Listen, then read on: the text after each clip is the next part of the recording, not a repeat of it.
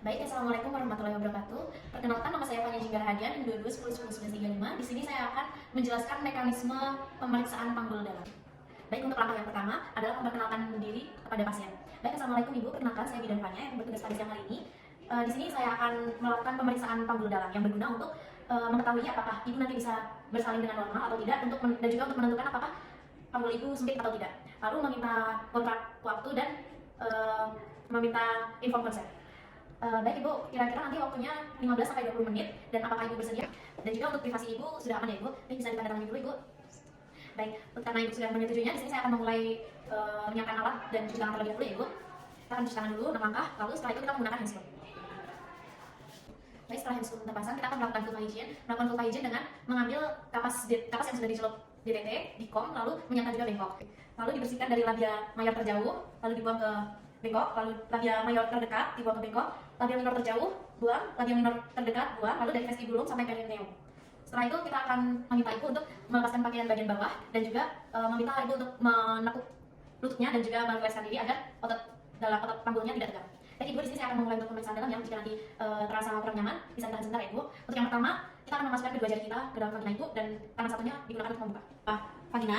Tangan satunya lagi, dua jari kita masukkan ke dalam vulva Ibu satu-satu ke dalam vagina Ibu.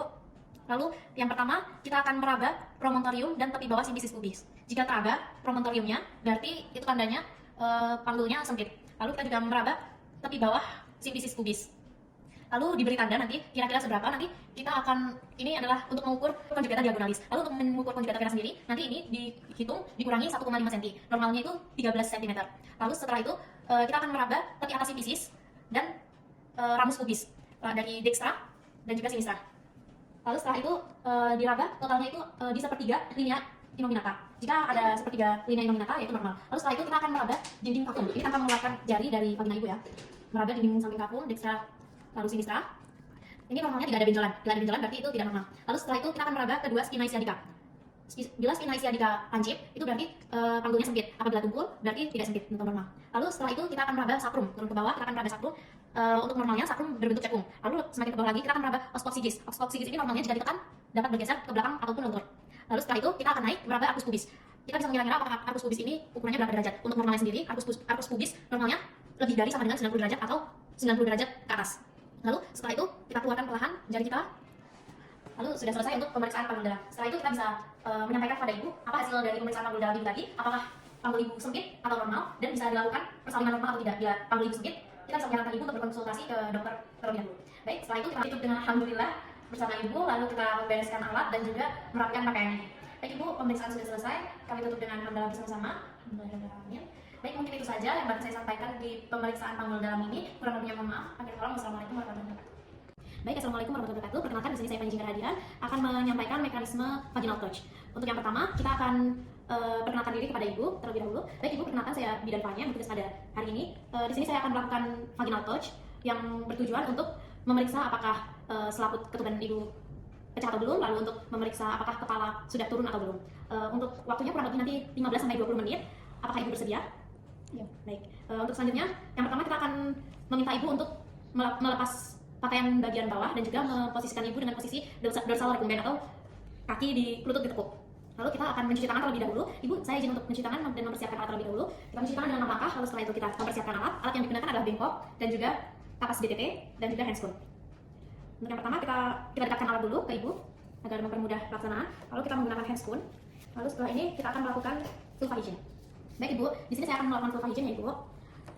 Diambil kapasnya, lalu dibuka, tangan satu membuka.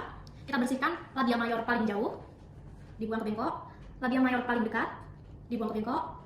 Minor terjauh, dibuang ke bengkok. Minor terdekat. Lalu setelah itu dari vestibulum sampai perineum. Baik, setelah itu kita akan melakukan inspeksi apakah vagina Ibu terdapat luka, lalu apakah ada cairan, dan juga apakah Ibu mengalami IMS atau infeksi menular seksual. Ini tidak ada luka, tidak ada pembengkakan, dan juga tidak ada ciri-ciri IMS ya. Lalu selanjutnya kita akan melakukan perabaan dinding vagina atau leher vagina. Baik, tangan satu bisa membuka vagina, lalu tangan yang satunya kita akan masuk ke dalam. Kita akan meraba apakah dinding vaginanya licin. Kalau licin berarti kepala sudah mulai turun. Lalu apakah di dinding vagina masih ada rugai atau belum? Jika masih ada rugai berarti kepalanya belum turun. Lalu setelah itu kita akan meraba porsio, masuk lebih dalam lagi, kita cari porsionya. Lalu di porsio ini kita akan melihat apakah porsionya tebal kaku, tebal lunak, tipis kaku, atau tipis lunak. Untuk porsio yang lebih cepat keluar nanti kepalanya itu porsio yang tipis lunak. Jika porsio tebal kaku, maka kepala akan lebih lama untuk keluar. Lalu setelah itu kita akan mengecek pembukaan ibu. Untuk yang pertama kita akan cek selaput ketuban, apakah masih teraba seperti balon terisi air. Jika masih teraba berarti selaput ketubannya belum pecah. Selanjutnya kita akan meraba bagian bawah, apakah bagian bawah itu kepala, bokong, atau ekstremitas. Apabila teraba kepala, kita akan menentukan penyusupan kepalanya. Untuk penyusupan kepala kita juga bisa nilai untuk apabila sutura sagittalis teraba jelas, tulang ubun-ubun kanan dan kiri terpisah, itu nilainya 0. Apabila tulang ubun-ubun kanan dan kiri saling mendekat, itu 1. Apabila tulang ubun-ubun kanan dan kiri saling tumpang tindih namun masih bisa kita pisahkan di dalam, itu 2. Lalu untuk apabila tulang ubun-ubun kanan dan kiri saling tumpang tindih dan tidak bisa dilepaskan, itu nilainya 3. Setelah itu kita akan mengeluarkan jari kita. Baik Ibu, saya akan mengeluarkan jari saya. Jika terasa kurang nyaman, Ibu bisa menarik nafas. Baik, 1. Lalu setelah itu kita akan menilai dari handscoon kita, apakah cairan yang menempel di handscoon kita, apakah lendir darah, apakah lendir, ataupun ada keputihan atau yang lain. Lalu setelah itu kita akan membuang handscoonnya. Lalu kita bisa menjelaskan kepada Ibu apa yang kita dapatkan tadi, apakah janin sudah mulai masuk panggul atau belum. Lalu selanjutnya kita tutup dengan hamdalah bersama-sama, alhamdulillahirrahmanirrahim. Lalu kita berpamitan pada Ibu. Baik Ibu, pemeriksaannya sudah selesai, saya izin mengundurkan diri. Nanti bila ada apa-apa bisa panggil saya di nurse station. Baik, mungkin itu saja yang dapat saya sampaikan di kesempatan kali ini. Akhir kata, wassalamualaikum warahmatullahi wabarakatuh.